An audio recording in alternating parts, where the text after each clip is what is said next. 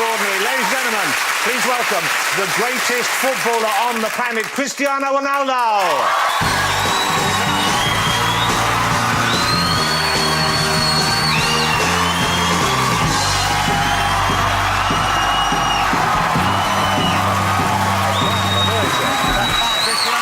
Cristiano Ronaldo, come and sit down, Cristiano. This side, right? Yeah, just over there, just over there. Well.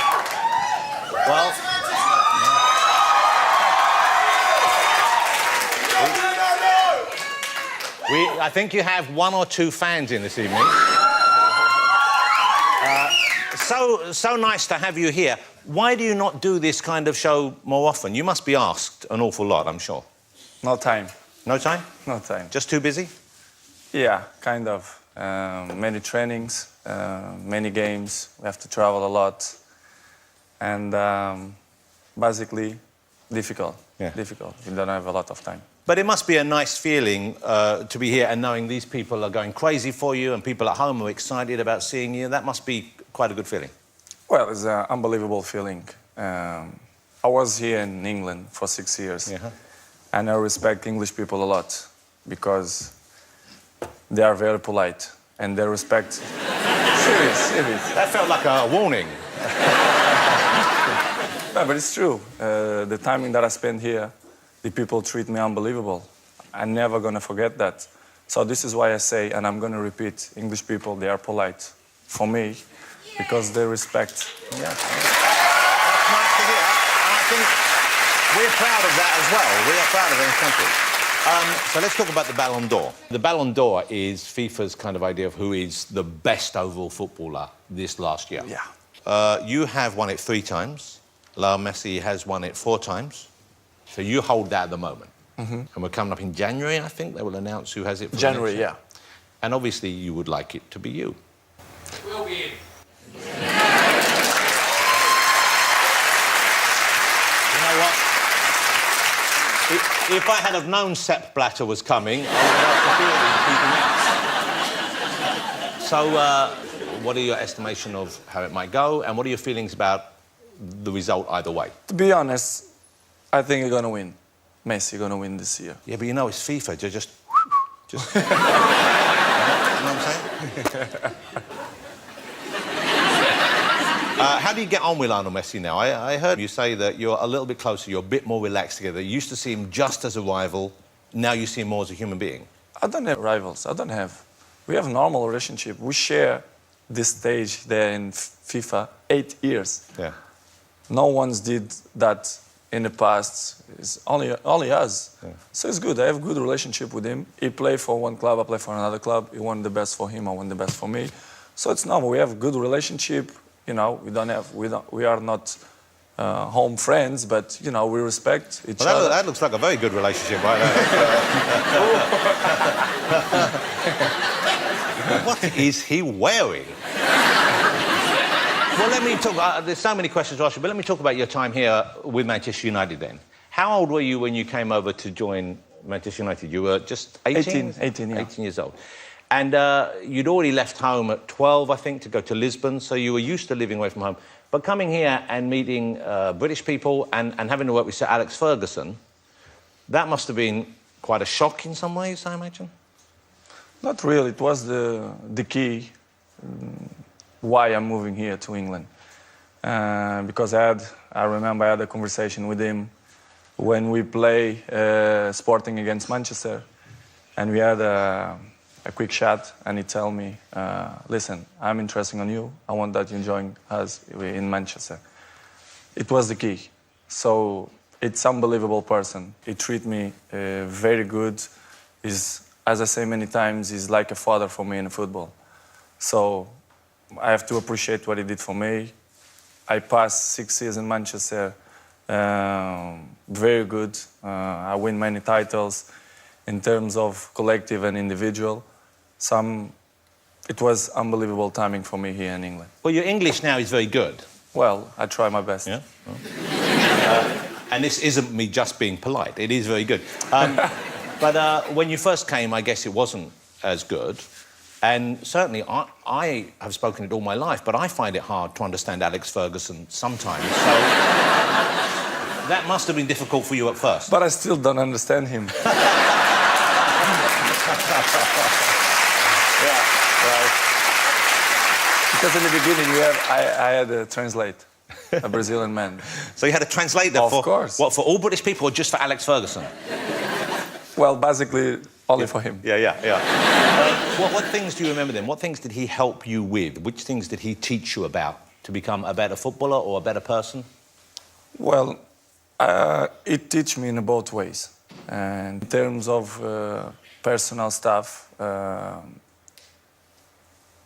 just have to say thank you for what he did for me. Especially when I remember the thing that I have more in my memory is the time when my father was sick in hospital. And we had a tough moment of the season because we had important games in the Champions League, in the league. And I say, Coach, I need to go to see my daddy.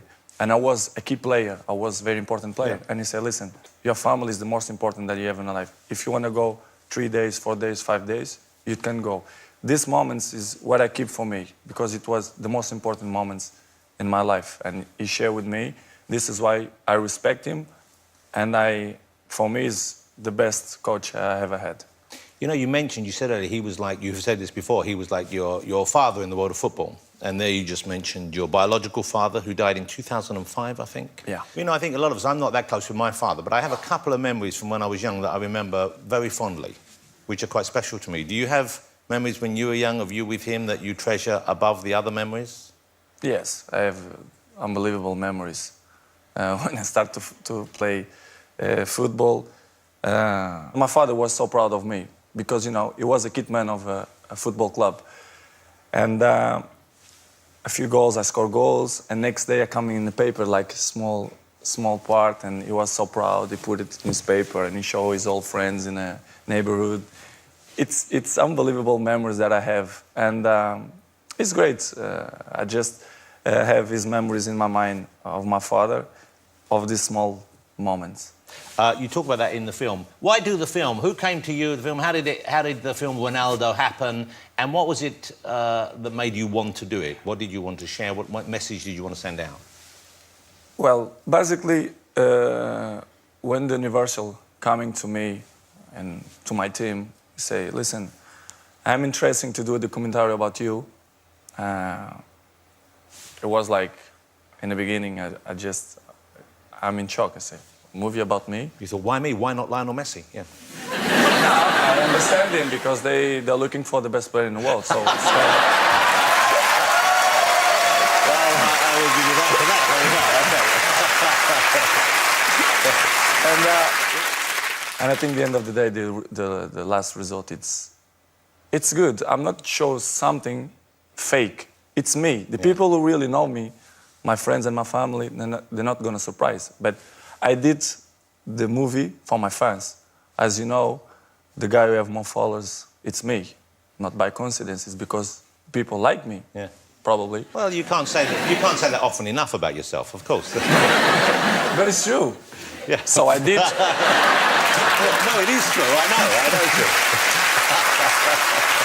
So I did for them, for my fans, especially because they're always with me in the great moments and in the bad moments too. So I did for them. But let's show a clip. This is the film Ronaldo. It's available. You can watch on DVD and you can stream it and do all that kind of stuff, all the modern stuff here. But this is it, Ronaldo.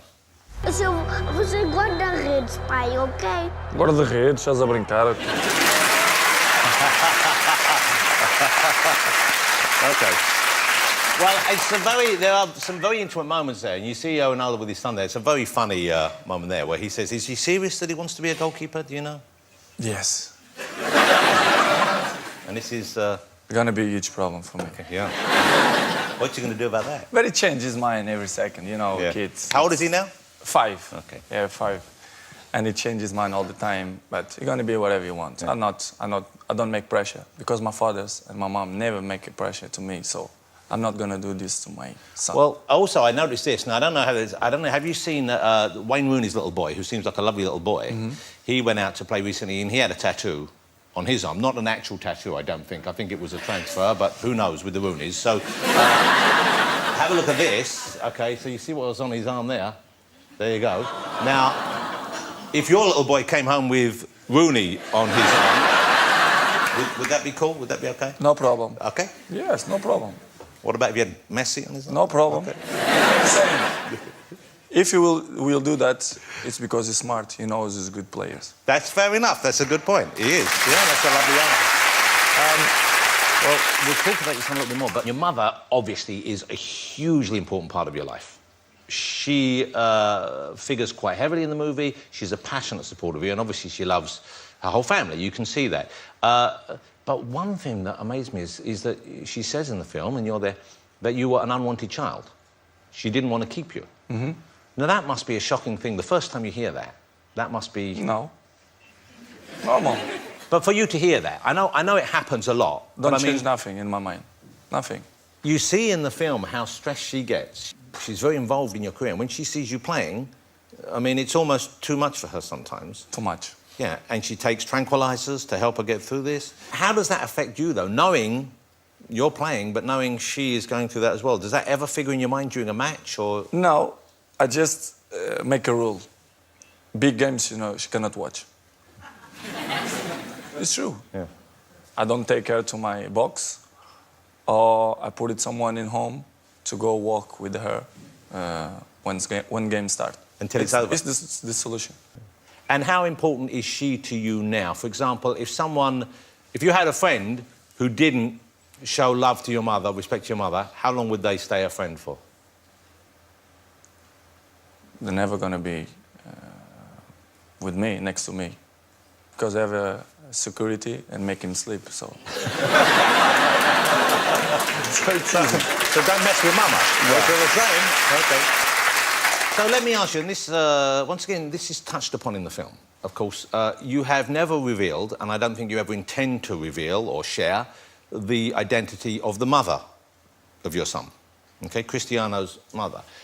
And the thing that occurred to me while watching the film was your mother is so central and important to your life. But he does not have that relationship with his mother. Mm-hmm. Surely that must concern you. For me, it's not a problem.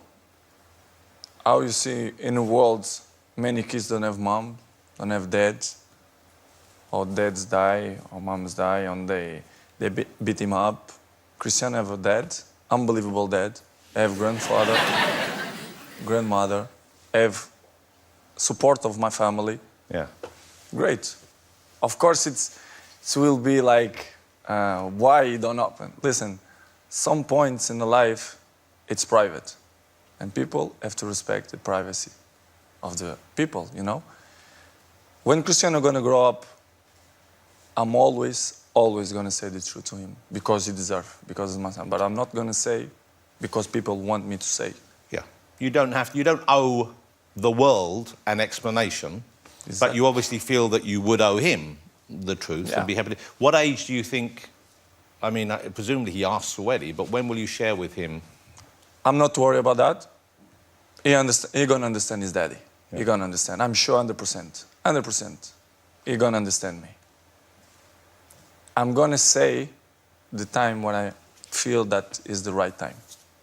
I don't know, 10, 11, 12. I don't know. Let's see. You know, your son, the life he has, in many ways, but not in all ways, but in many ways, could not be more different from the life you had at his age. When you were 5 years old, you were on Madeira, is that right? Yes. Madeira. Small island, Portuguese island. I guess, how many cars did your father have when you were 5? Yeah, small cars, yeah, many. Okay. No. Toys, but did he have an toys. actual car? No. He didn't even have a car? No. How many cars do you have right now? I don't know. Yeah. See, that's a big difference. I don't know. That's a good honesty. Because there's a funny scene in the movie where you pick your son up from school in a Rolls Royce, of course, and you get him home and say, come and see, which one's missing, which one's missing? And he's going, I don't know, is it the Porsche? Goes, no, look. He did it, and then he goes, Lamborghini. He went, yes, why didn't you want to see the Lamborghini? It's like, he's 5, and he has to know which car's missing. So My question is, do you ever worry about that? Do you ever worry about what your life will give him growing up that you didn't have? Because obviously, although you had, from the outside for many people, you had a tough life, you didn't have those comforts, but he has maybe too many. He has maybe too much available. How do you approach that? It's not easy. Not going to be easy. But for me, in my mind, the way I'm thinking, it's all about education. If you will give good education, it will be strong. You will know and you will not appreciate the things. I cannot avoid to show him a good car, a good houses, a good quality of life. You cannot avoid, you know? Yeah, because you have that, of exactly, course, and you have earned exactly. that, yeah. I cannot avoid. What I have to do it. If you will be in my shoes, what you're going to do? It's all about education. You have to give good education and to pass to him, listen, to win this, daddy, work hard, you know, to have this house, to have this car. I cannot do anything more. Here's another little clip. I want to show you this. It's lovely because I think the thing that I took away from the film as much as anything else was the closeness and the love you have for him and he has for you. And it's a very sweet and very special relationship. This is Cristiano with his son in the film.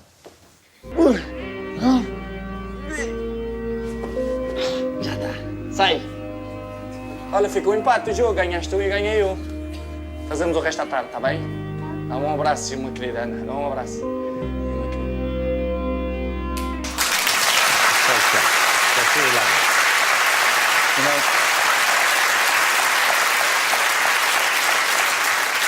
that's lovely. If you could do that with him when he's 20 on your back, then I'd be impressed. Okay? That's real training. That's what Rooney does.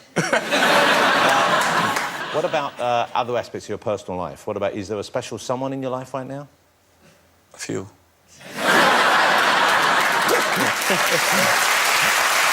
Honesty. Okay. And of the few specials... I have to figure it out. Yeah, which is that, and you'll figure it out, OK, do they know they're competing? Some ones know, yeah. OK. You must be exhausted. But do you have is it hard meeting people? Obviously, may I say this, you're a very beautiful man. Well...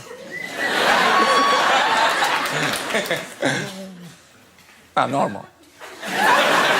No, this is normal. This is slightly below normal in actual fact. But no, you're an attractive man. But I wonder, with the attention and with the focus on your life and with the interest from the press and so on, is it tough for you to make that first move, to trust someone the first time? Well, it's not easy, of course. Not to speak serious, it's not easy. I know 50% they approach just for interesting. It's normal, not just me, but all the people who are famous, they have this kind of problems. But in another way, I think I'm a confidence guy. I'm told I have all teeth, so I have nice body. Yeah. So I think sometimes the other 50%, it's because, you know... Because they like you. Yes, I think so. You're a good-looking piece of meat. Yeah. That's right. There, look at that. Not bad, eh?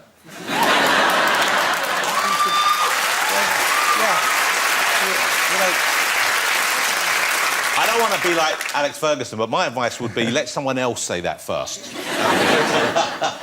That's you doing the Hulk, isn't it? Is that your kind of Hulk celebration thing? It was in a Champions League final.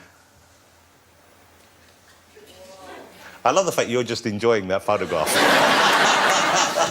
OK, let me ask you about what's going on in the future for you, because any professional sportsman at your level of the game, obviously you have a limited career as a player. You're still going strong. What do you have in mind for the future? What are you thinking of for the future? Is coaching an option? No, I don't think so. Huh? No passions to be coach. Maybe I wanna carry on with my brands, with my shoes, with my underwear, with my shirts. You're into the fashion in a big way, aren't you? Yeah. I like it with my shoes. You know, I have many brands, and I want still grow with my brand. So. That's you in the CR7 pants, of course. Yeah.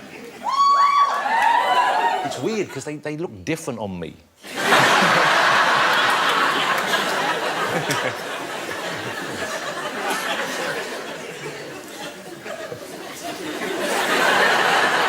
I mean, could you maybe just do one of the slightly more elasticated waistbands? Who do you like watching from the world of football? What about English footballers? Who do you enjoy watching play in the British teams right now?